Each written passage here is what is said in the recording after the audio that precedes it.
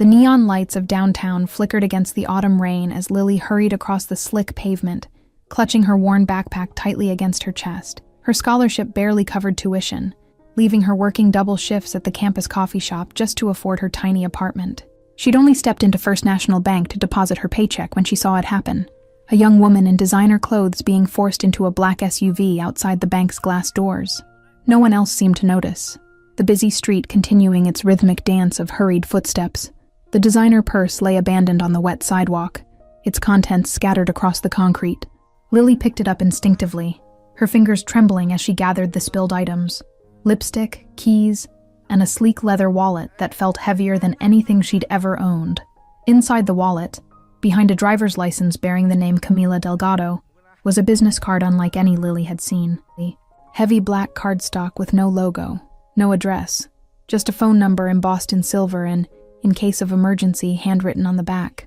Something about the card made her spine straighten, a feeling that whatever had happened to the young woman was far bigger and more dangerous than a simple mugging. The rain fell harder now, soaking through Lily's thin jacket as she stared at the number. With shaking fingers, she punched the number into her cracked phone screen, each digit feeling like a step further away from the safe, predictable life she'd carefully constructed. 3 rings later, a voice answered, deep, commanding, with the kind of authority that made her breath catch. "Who is this?" The voice wasn't loud, but it carried power that made Lily's knees weaken as she leaned against the brick wall of a nearby alley. She struggled to find words, suddenly aware of how small her voice sounded. I found your card," Lily stammered, water dripping from her soaked hair into her eyes. "In a wallet belonging to Camilla, I think. I just saw her being taken, forced into a black SUV outside First National on Madison Avenue."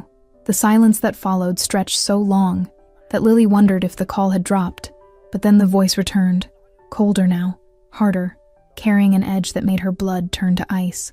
"Where are you exactly?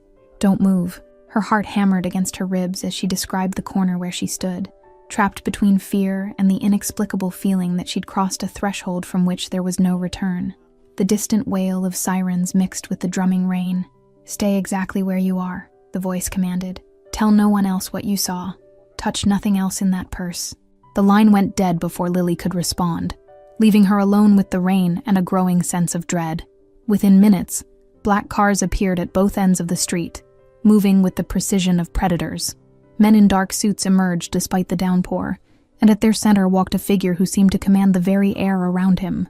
He moved through the rain-slicked street like he owned not just the ground beneath his feet, but the sky above it, tall, broad-shouldered, with silver threading through dark hair at his temples. His face bore the kind of weathered handsomeness that spoke of years lived hard but well. The man's eyes found Lily immediately, as if he'd known exactly where she would be standing, and she felt herself being assessed in the span of a heartbeat. Not just her appearance, her soaked university sweatshirt and worn jeans, but something deeper, as if he could read her very thoughts. "The purse," he said simply, extending a hand that bore a single gold signet ring. No introduction, no questions about who she was, or how she'd found herself involved in whatever dangerous game was unfolding.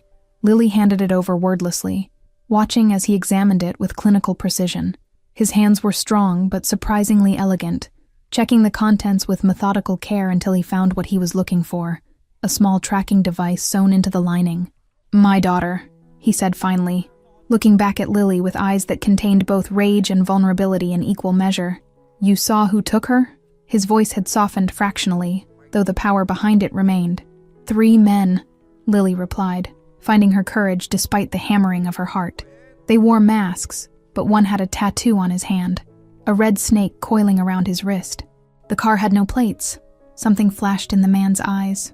Recognition, perhaps, or confirmation of a fear. He gestured to one of his men, who immediately pulled out a phone and stepped away, speaking in rapid, hushed tones. "My name is Daniel Blackwell," he said, studying her face with unsettling intensity. "And you are now in possession of information that makes you either very valuable or very dangerous to me." Lily swallowed hard, rainwater running down her neck, despite the shelter of the awning they now stood under. "I'm just a student. I don't want any trouble. I just thought someone should know what happened to her." Daniel's expression shifted subtly, the hard lines around his mouth softening for just a moment. A student with a conscience. Rare enough these days. He glanced at her worn backpack, the textbooks visible through the half-open zipper. "You have two choices, miss." He paused, clearly waiting for her to fill in the blank, which she did with trembling breath. "Miss Taylor, you can walk away right now, forget everything you've seen, and pray that the men who took my daughter don't realize you witnessed it." He stepped closer, close enough that Lily could smell the expensive cologne that clung to his immaculate suit despite the rain. "Or you can come with me, tell me everything you saw in detail, and allow me to ensure your safety until this situation is resolved." The interior of Daniel's car smelled of leather and subtle cologne as they sped through rain-slicked streets. Lily sat rigidly on the edge of the seat, clutching her backpack like a shield while the city blurred past tinted windows. "The men who took Camila," Daniel said, breaking the tense silence, "belonged to the Viper Syndicate, my most bitter rivals." His jaw tightened as he studied a photo on his phone, security footage from across the street showing the abduction. A man in the front seat turned to face them. "Mr. Blackwell, we've confirmed it's Ramirez's crew. The snake tattoo matches his lieutenant." His tone carried the precision of military training beneath its respectful surface. Daniel nodded once, then fixed his gaze on Lily. "My daughter was supposed to be under protection. 2 guards who have now disappeared." Something in his expression shifted, revealing a father beneath the intimidating exterior. "You're not just a businessman, are you?" Lily whispered, the reality of her situation finally crystallizing. The expensive suits, the men with concealed weapons, the air of absolute authority, it all pointed to one conclusion. Daniel studied her face for a long moment. "I control shipping routes along the eastern seaboard, legal and otherwise." The admission hung between them like smoke, neither apology nor threat, simply fact. The car turned into an underground garage beneath a towering high-rise, coming to a stop in a private section cordoned off from other vehicles. "My enemies think taking my daughter gives them leverage to negotiate new territorial agreements." Lily's economics professor had once mentioned how organized crime operated like shadow corporations, with mergers and hostile takeovers executed through violence instead of paperwork. This was that theory made flesh, sitting beside her. "They don't know you witnessed the abduction," Daniel continued. "That gives us an advantage. You saw details their security cameras couldn't capture." He handed her a tablet with a database of faces. The screen showed dozens of men, organized by rank and specialization. "If you can identify any of them, it narrows our search." Daniel's voice had softened to something almost gentle. Lily scrolled through the images, focusing despite the fear clouding her thoughts. On the 4th screen, she froze. Him. He was driving the SUV. The face belonged to a man with a scar bisecting his left eyebrow. Daniel's expression darkened with recognition. "Carlos Mendez, Ramirez's top enforcer." He nodded to his men, who immediately began making calls. "They've taken her to one of 3 possible locations. We move tonight." The penthouse apartment was nothing like Lily had imagined a mobster's hideout would be. Floor-to-ceiling windows offered a panoramic view of the city, while modern furniture and soft lighting created an atmosphere of understated luxury. "You'll stay here until this is resolved," Daniel said, loosening his tie as he poured 2 fingers of amber liquid into crystal glasses. "My men will ensure your safety while we locate Camila." Lily accepted the offered drink with trembling fingers, the weight of her new reality settling over her shoulders like a heavy cloak. "Why did you bring me here instead of just asking questions at the scene?" Daniel's gaze was steady, assessing. "Because the moment you called that number, you became either an asset or a liability in this war." He gestured toward the rain-spattered windows. "Out there, you'd be dead by morning."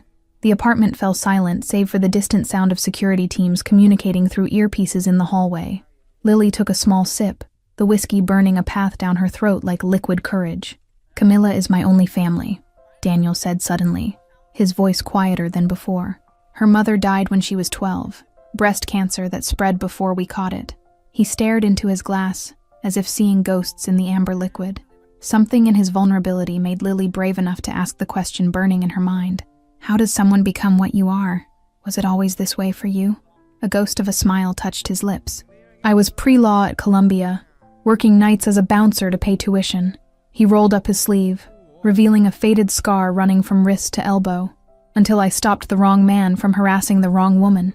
That woman had been the daughter of Anthony Delgado, the previous head of the organization, a fact Daniel revealed with surprising candor. "He offered me a job with better pay than any law firm, and a different kind of justice than courts provide."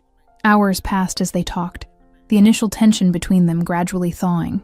Daniel spoke of his daughter with undisguised pride, her academic achievements, her talent for languages, her plans for graduate school. Lily found herself sharing too.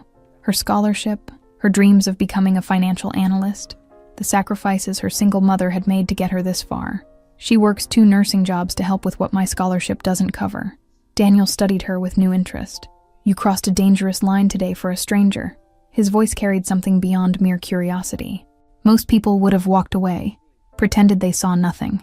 As midnight approached, the penthouse door opened and a man in a tailored suit entered, his expression grave. We've confirmed Camilla's location. The warehouse at the old shipyard. Security is heavy. At least 15 armed men. Daniel's transformation was immediate, the father vanishing behind the calculated mask of a strategist. Prepare 2 teams. Silent entry through both access points. His eyes met Lily's with unexpected gentleness. Try to rest. This ends tonight. Dawn broke over the city in shades of pink and gold, when Lily woke to the sound of voices in the living room. She crept to the door, heart pounding as she made out fragments of intense conversation about ransom demands and exchange locations. Daniel stood at the center of the room, commanding his lieutenants with the precision of a military general. They want $5 million in untraceable cryptocurrency and exclusive rights to the Brighton Beach territory. The plan they outlined made Lily's blood run cold. A midnight exchange at an abandoned marina, with Camilla transferred between boats while snipers positioned on both shores ensured no betrayal. The casual discussion of potential casualties was surreal. The silence that followed Lily's suggestion hung heavy in the air as Daniel's lieutenants exchanged skeptical glances.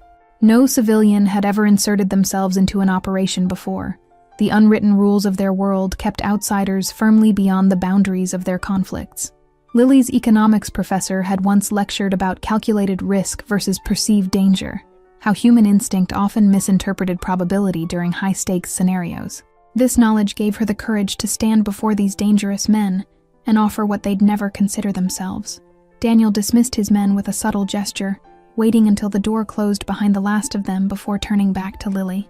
You understand what you're risking, that these men won't hesitate to kill you if they discover your purpose. The wall behind Daniel displayed surveillance photos of the Viper Syndicate's key members, men with hollow eyes and trigger fingers who viewed human life as merely collateral in their power struggles. Yet somehow, standing in this penthouse with this dangerous man, Lily felt an inexplicable sense of purpose. There's another way, Lily said suddenly, stepping into the room. All eyes turned toward her, some surprised, others calculating. I could be your advantage. They don't know I exist. Daniel's expression darkened immediately. Absolutely not. You're a civilian, not a chess piece in this game. But something in his eyes, a flicker of consideration, told Lily he was already seeing the strategic potential. Lily stood her ground. I'm studying game theory. This is a classic asymmetric information problem. She approached the table where maps and building schematics were spread. They don't know what you know. We can use that. Hours later, as afternoon faded into evening, the plan was set. Lily would pose as a yacht club employee, placing a tracking device on the Viper's boat before the exchange, allowing Daniel's team to follow after the initial meeting. If anything feels wrong, anything at all, you abort, Daniel instructed, his hands gripping her shoulders with unexpected gentleness. Your life is worth more than any tactical advantage. The concern in his eyes seemed to transcend strategy. The weight of the tiny tracking device in Lily's pocket felt impossibly heavy as she walked along the marina boardwalk at 11:30 that night. Her heart hammered against her ribs with each step toward the sleek black speedboat. Excuse me, she called to the men preparing the vessel, her voice steadier than she felt. The harbor master asked me to verify all boats planning midnight departures. She held up the clipboard Daniel's team had provided. The man who approached had cold eyes that reminded Lily of a shark. Emotionless, predatory, assessing. We've already cleared with management. His hand moved subtly toward his waistband, where Lily glimpsed the outline of a weapon. New policy after last week's theft, Lily improvised, forcing a casual shrug. Just need your signature and slip number. As she handed him the clipboard, she stumbled slightly, brushing against the boat's hull and pressing the tracker into place. Everything happened at once. A flash of recognition in the man's eyes, a shout from further down the dock, and the sudden appearance of Daniel emerging from shadows with a gun drawn. Run! He shouted to Lily, his voice cutting through the night air. The first bullet struck the wooden planks near her feet as Lily sprinted toward the cover of the boathouse. Behind her, the staccato rhythm of gunfire erupted across the previously quiet marina, shattering the night's silence. Strong hands pulled Lily behind a stack of wooden crates as bullets splintered the dock around them. Daniel's body shielded hers, his breathing steady despite the chaos erupting across the marina. "They knew we were coming," he whispered, the realization dawning in his voice like ice forming on water. "Someone inside my organization tipped them off. The ambush was waiting before we arrived." Shouts echoed across the water as Daniel's men exchanged fire with the Vipers, the flash of gunfire illuminating the night in strobing bursts. "We need to move.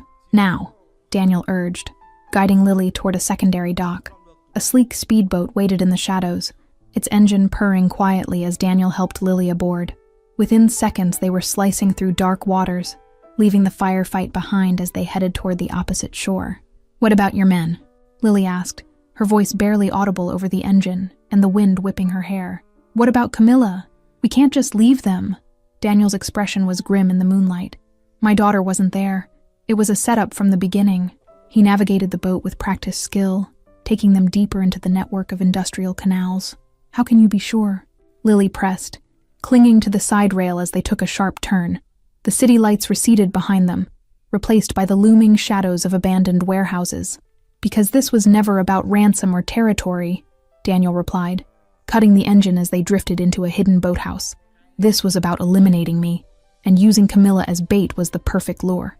They abandoned the boat and moved through a series of back alleys, Daniel's hand never leaving the small of Lily's back as he guided her through the urban labyrinth. His phone buzzed with encrypted messages from surviving team members. They reached a forgotten subway maintenance tunnel, the entrance concealed behind a rusted utility door that groaned in protest as Daniel forced it open. The passage beyond smelled of damp concrete and distant trains, a hidden network beneath the city streets. "My father showed me these tunnels when I was 16, Daniel explained, his voice echoing slightly as they navigated by flashlight. "He said a smart man always has an escape route that doesn't appear on any map." Lily studied Daniel's profile in the dim light. The hard angles of his face softened with fatigue and worry for his daughter. The dangerous criminal from newspaper headlines had transformed into something more complex with each passing hour.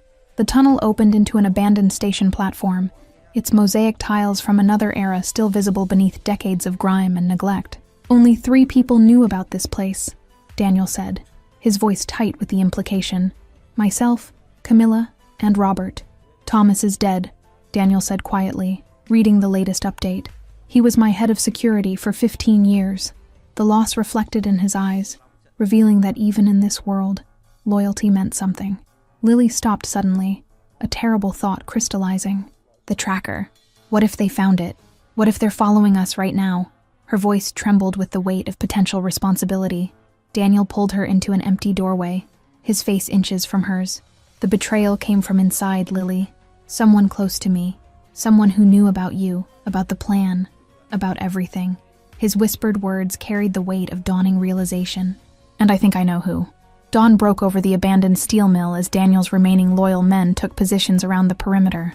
Lily watched from a broken window as vehicles arrived one by one, parking in a loose semicircle. "Are you sure about this?" she whispered, her breath fogging the cold glass. "What if you're wrong about Robert being the traitor?" The name belonged to Daniel's second-in-command, his business partner of 20 years. Daniel checked his weapon with practiced efficiency, his movements betraying none of the emotion Lily had glimpsed during their hours in hiding. The evidence all points to him. Access to schedules, security protocols, the location of safe houses. The plan was simple but dangerous. Daniel would confront Robert directly, using Lily's testimony about the kidnapping as leverage to force a confession. The remaining loyal soldiers would ensure no one escaped if things went wrong. "I still don't understand why you're risking this," Lily said quietly.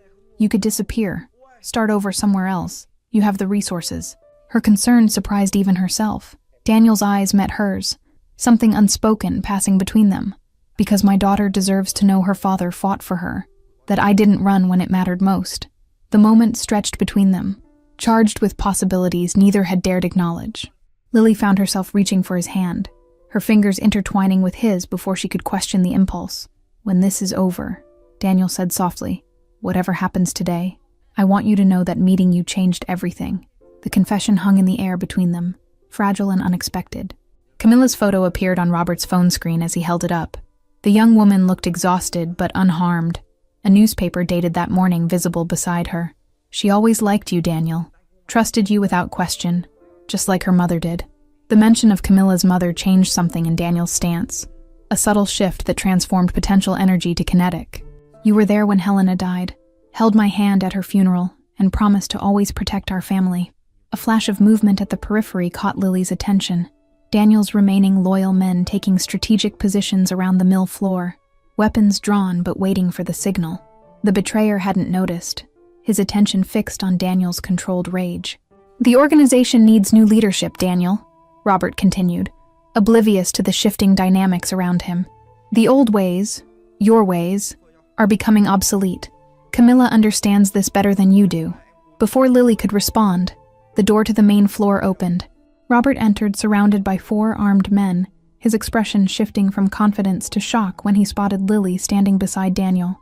The student witness, Robert said, recovering quickly. I'm surprised she's still alive. Loose ends aren't usually your style, Daniel. The false concern in his voice couldn't mask the calculation in his eyes. Daniel stepped forward, keeping his body between Lily and the newcomers. Where is my daughter, Robert? Where is Camilla? The question carried all the quiet menace of a drawn blade. Robert's smile never reached his eyes. Safe, for now, though her continued well-being depends entirely on you signing over control of the organization to me. He gestured to one of his men, who produced a tablet with documents prepared. 20 years as my right hand wasn't enough, Daniel asked, his voice dangerously soft. You had to take my daughter too. Something shifted in the air around them, tension crystallizing into the moment before violence erupts. The countryside blurred past the car windows, rolling hills and autumn foliage replacing the urban landscape Lily had known her entire life. 3 days had passed since the confrontation at the steel mill. 3 days of debriefings, evidence handovers, and quiet conversations about what comes next. Are you sure about this? Camilla asked from the front passenger seat, turning to look at Lily. The young woman had her father's eyes, perceptive, intelligent, missing nothing despite her ordeal. Lily nodded, still processing everything that had happened. Robert's confession extracted at gunpoint, Camilla rescued from an isolated cabin in the mountains, and the organization dismantled from within. The FBI had been given enough evidence to arrest key players, including the leaders of the Viper Syndicate. Daniel drove with one hand on the wheel, the other resting on the center console where Lily's fingers occasionally brushed against his. The domesticity of the gesture seemed surreal after the violence they'd survived together. 3 black SUVs had followed them for the first 100 miles, Daniel's remaining loyal lieutenants ensuring their former boss reached safety before dispersing to their own new lives. The convoy had gradually peeled away at predetermined points, their absence symbolic of ties being severed. A manila envelope on the back seat contained their new documentation: passports, driver's licenses, birth certificates, creating a paper trail for identities unburdened by their respective pasts. The names felt foreign on Lily's tongue, but promised a freedom neither had experienced before. Lily's mother had wept when they'd explained everything, not from fear as expected, but from understanding born of her own difficult choices as a single parent. You found someone who sees you, she'd told Lily during their final phone call. That's rarer than you know. The FBI agent who'd brokered their immunity deal had given them one final warning. Certain rivals might never stop looking, might never believe Daniel had truly walked away. Their safety depended on disappearing completely, leaving no threads to unravel. The property belonged to my mother's family, Daniel explained as they turned onto a private road lined with ancient maple trees. It's been in a trust for years. No connections to my former business interests. The farmhouse that emerged around the final curve was nothing like Lily had imagined. Warm stone and weathered wood, with wide porches and windows that caught the afternoon sunlight. It looked like something from a different life entirely. The university agreed to let you complete your degree remotely, Daniel said, pulling to a stop in the gravel driveway. And your mother arrives tomorrow. Her nursing license transfers to this state without additional certification. Lily stepped out of the car, breathing in air that smelled of apples and wood smoke instead of exhaust and concrete. What will you do now? She asked as Daniel joined her, his hand finding hers with newfound familiarity. Start over, he said simply. Use what legitimate investments remain to build something honest. The weight of his former life seemed to lift from his shoulders with each passing mile from the city. Camilla carried bags toward the house, giving them a moment alone. The authorities accepted our deal. testimony in exchange for immunity. The recording from the mill gave them everything they needed on Robert and the Vipers. Daniel turned to face Lily fully, his hands cradling her face with a gentleness that still surprised her. I've lived my entire adult life by certain rules, power, control, never showing vulnerability. His voice softened. You changed all of that. Lily rose on her tiptoes, closing the distance between them. Their kiss held the promise of something neither had dared hope for: redemption, forgiveness, a future written in their own terms, rather than dictated by the past. As sunset painted the countryside in gold, 3 people who had been strangers a week ago sat on the porch of their new beginning. The family they were forming, unexpected, imperfect, but fiercely protective of one another, was perhaps the greatest evidence that even in the darkest circumstances, light could find its way through. Thank you all for following this story. If you're enjoying it, write in the comments where you're watching this story from. And don't forget to like, subscribe, and share the video, because your support is important for me to continue here. И этому человеку нужны, по сути, и дав ему, вот тут интересно, и дав ему в моменте огромное количество денег, останется ли он таким же? Либо это все поменяет его. Или у бедного, к примеру, или у богатого, забери все деньги, сможет ли он найти себе друзей, там, хорошую жену, стать там, не знаю, хорошим отцом? Ну, вот такие вот интересные вопросы на самом деле.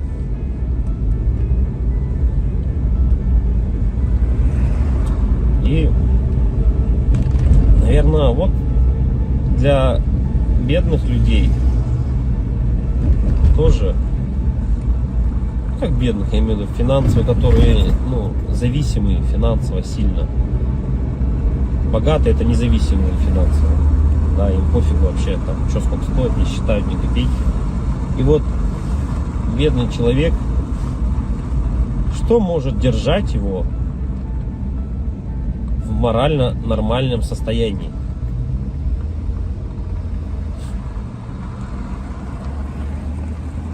Это, наверное, возможно, поддержка семьи, поддержка друзей. Ну, как я и говорил, к примеру, как у меня есть сосед, вот у него есть поддержка родителей, да, поддержка друзей. Но он не вылазит из ситуации, в той, в которую залез. И получается, что у нас получается? Что это тоже не важно? Что даже имея поддержку своих родственников, друзей, ты не вылезешь из дизморали, из такого образа жизни? Получается, нет. Так что же тогда? Алло. Алло. Ты еще не заезжал? Вот я еду, сейчас заеду скоро. Не едь туда, все, оплата пришла. Все, хорошо, давай. Вот, как я и говорю, можно... Так что же для человека самое главное получается? Чтобы держаться на плаву. Многих же не останавливают, дети не останавливают, да, которые имеются. Да, любовь к детям тоже их не останавливает. Да, как-то...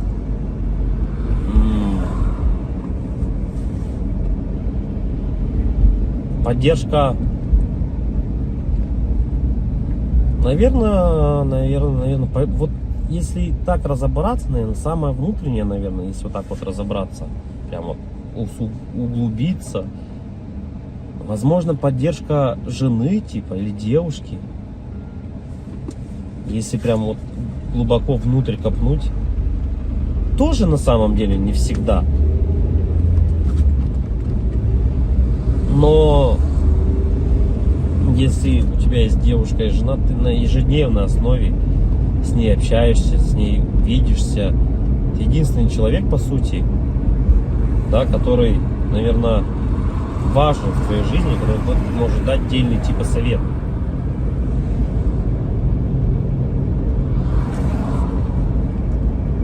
И почему же тогда люди, наверное, разводятся? расходятся, разъезжаются, перестают быть вместе, раз это так важно. Наверное, из-за того, что вот нету вот этого как раз таки, наверное, какого-то отдельного совета, какой-то внутреннего чувства нужности этому человеку. Да, люди расходятся, потому что ты не получаешь каких-то тех чувств, которых ты нигде не больше не получишь. Не можешь получить. Ни за деньги, ни еще как-либо. И когда у тебя, наверное, нету этого чувства внутреннего, люди, наверное, потом расходятся. И потом люди, многие, наверное, попадают вот в эти депрессии. Помимо финансовых проблем, нереализованности, да, и еще семейные неудачи какие-то добавляются. Наверное, это было всегда у людей. Просто раньше, наверное, этому не придавали такой огласки, возможно. Да и раньше было чуть, наверное, возможно, проще. Я говорю, человеку надо было всего лишь выполнять свои функции какие-то. Да? Как бы человек мог сходить там, отработать, к примеру, на заводе, прийти, и он был спокоен уже. Что все, типа, он сделал все, что от него требуется. В наше же время ты этого не можешь сделать. И получается, помимо того, что вот оно от этого-то и все исходит на самом деле. Семьи от этого-то и рушатся. Да, от того, что когда ты понимаешь о том, что твоя нереализация в жизни, понятно, что это твоя вина, да, какая-то в чем, что ты не смог себя найти. И помимо этого, если у тебя еще нет какой-то внутренней поддержки в твоей семье, то как бы это все и приводит к тому, что люди расходятся. И оба, наверное, остаются в какой-то такой дизморали оба. Да, в какой-то, наверное, все равно внутренней депрессии.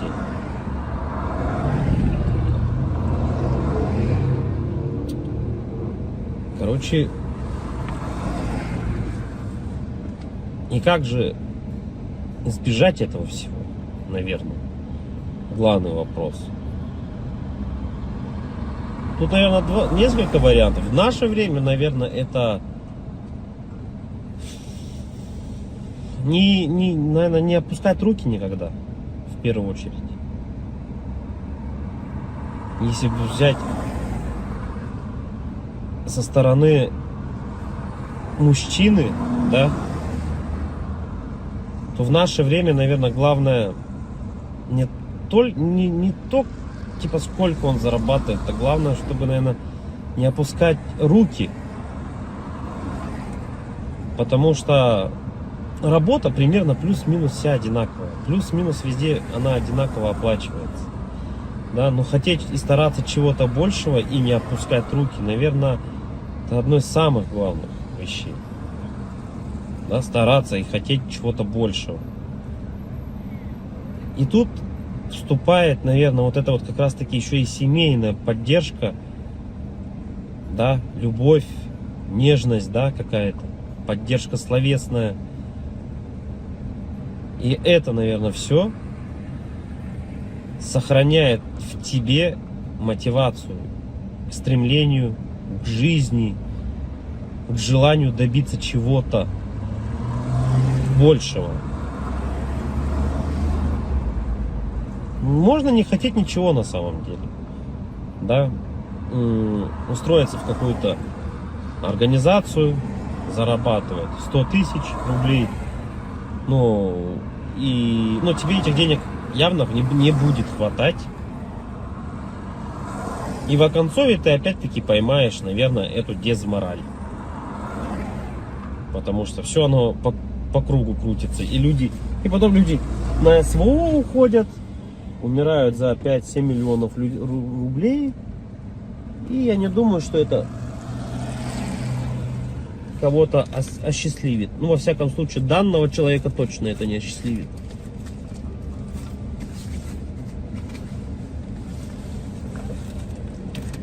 Говоря именно о поддержке, что значит поддержка? Как она выглядит, поддержка эта семейная? Наверное, у каждого это, наверное, по-разному немного. В любом случае, каждому человеку нужны какие-то разные вещи от другого человека. Да? Всегда же отношения — это взаимный обмен чем-то. Да? И когда люди от друг друга этот взаимный обмен получают, будь то, ну, это могут быть разные вещи.